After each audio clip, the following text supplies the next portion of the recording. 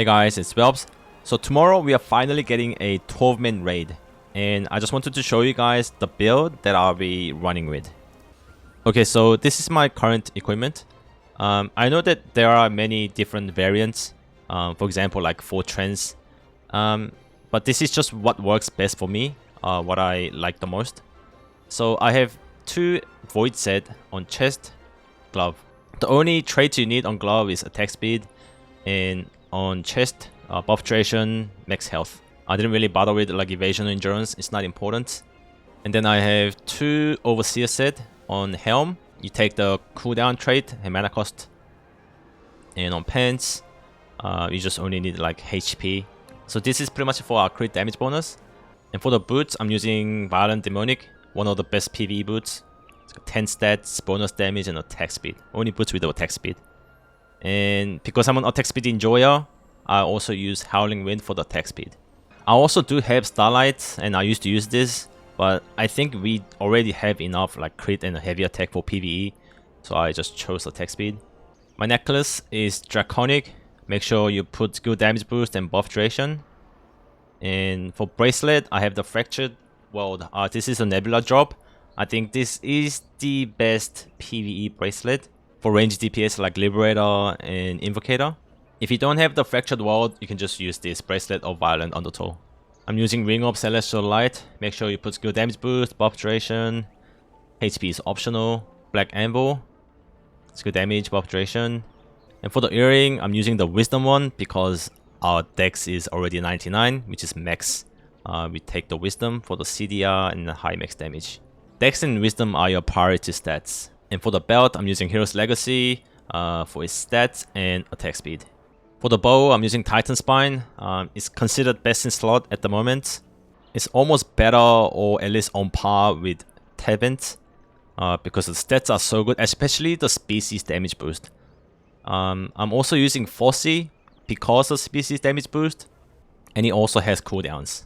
I used to use Dagon, but I recently compared DPS with Fossey on a dummy.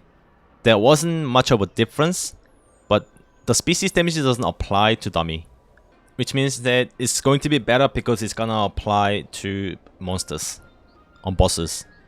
The reason why species damage is so good is because it's different from your skill damage boost. It's a separate category, which means that because of the diminishing returns, if I were to have like plus 60 skill damage boost from this, 600 to 660, I don't get the full value of that 60. When the stat gets higher, the lower the value. But on species damage boost, I almost get full value out of it because the diminishing return hasn't started yet. It's at a low value. So roughly at like 140, I'll get full like 14% damage boost. But if I were to add 140 on top of my current 600, instead of 14%, it would be more like 7%. For example, the value is much lower. And for the runes, I take skill damage boost, mana cost efficiency, mana regen. I don't really have any like chaos runes to replace the yellow ones. Dex attack speed for the synergy and cooldown for the resonance. Same for both weapons. You also want to take cooldown on your ring. So I take strength cooldown, the rune synergy. Earring, I take crit fort, but you can also just take like triple red runes, take like heavy attack. Belt, you can also kind of do the same, but I use this belt for PvP as well, so I didn't really bother changing it yet. Triple red rune on bracer. I get wisdom on my necklace. My current HP is kind of low, and if the raid has like HP check mechanics, then I'll have to go back and put HP runes, HP resonance, maybe change some stats to like 60 strength. And these are my other stats: 76% cooldown, 72% attack speed, 20% mana cost efficiency. These are my crits. 600 heavy, 600 skill damage boost, 53% buff duration, 37% crit damage. This is going to be my skills and passive. This is the specialization. That's for the bow, and this is the new spec for your healing touch, concentration stance. And this is also assuming that the fight doesn't require any AoEs. If the fight requires like AoEs, I have to consider like changing these and get the transfers on the chain lightnings, get rid of bombardment, get Inferno. But yeah, this is the single target build. So this new spec, concentration stance, is actually pretty decent. You basically do 52% and 22 of your base damage whenever you use longbow skills. This is best when used with strafing. So this also has same cooldown as strafe, so 8.5 seconds, 8.5 seconds. So you always pair these two. So you pop this, you do strafe. These are the bonus damage on top, so I'm getting like 750, 740s. So strafing does 12 projectiles times 750. You're doing about like 9k damage with your strafe. Bonus damage pretty much.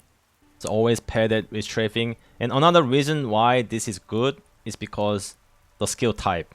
Why does that matter? Because we have new mastery, rhythmical shooting. Every time you use the different skill from the skill that you used right before, the main weapon damage increases by 12 for 3 seconds, stacked up to 5 times. So when you're doing your rotation, it's ideal that you keep 5 stacks, so you get the 60 base damage. And the way you get this stack is using different type of skill than your previously used skill. So when you hover your mouse over skill, it says skill type. Firebomb is control.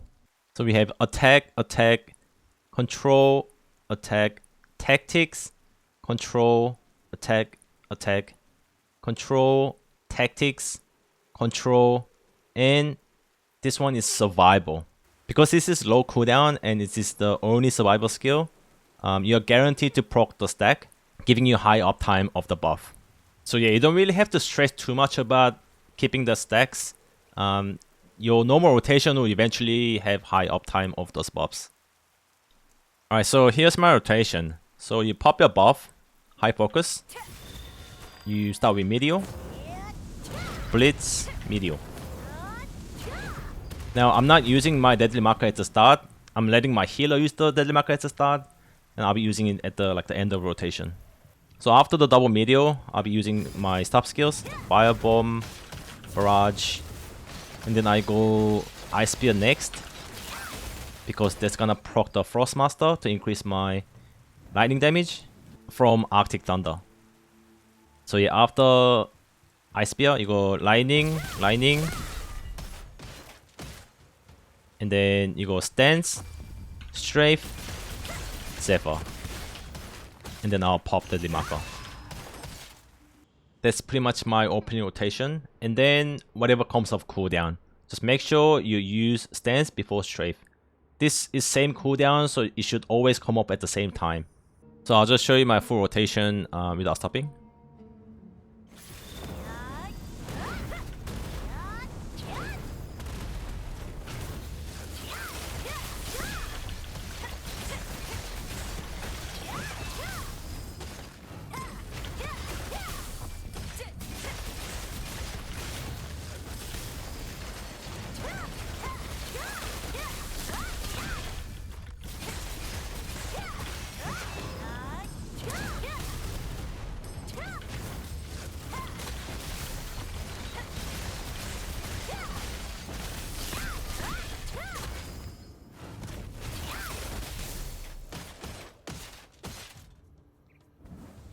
Oh, and I was holding a bow here, but you want to make sure you want to hold staff.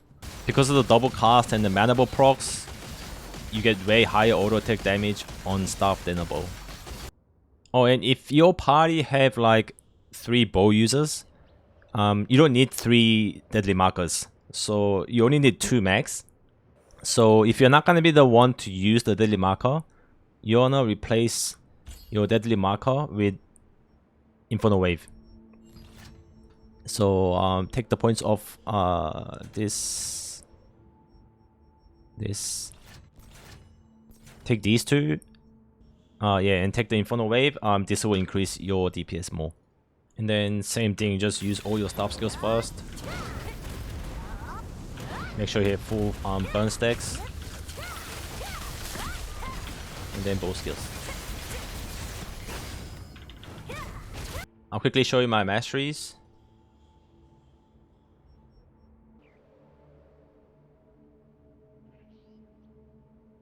And for my overall mastery skill, I'm using Destruction Spear, Deadly Viper, Potential, and Falling Flower. For the artifact, you want to have 4 Chaos Harbinger Talismans. For your Solar Stone, you want this green Plains Ravager. And for the Lunar Stone, you want the Abyssal Beast. You only want to min-max these two. So this one, you want max damage and like heavy attack, crit, those offensive stats. And this bottom right one, the base stat, you want max damage. And the offensive stats like heavy attack, crit. For the Guardian, I'll be using Wild Enchanter for the 3% attack power increase. This is the only viable long-range offensive Guardian. Lady Knight is also going to be really good, especially we are going into a new raid. You're going to be wiping a lot. You can pop it for the barrier to save yourself from like big damage max.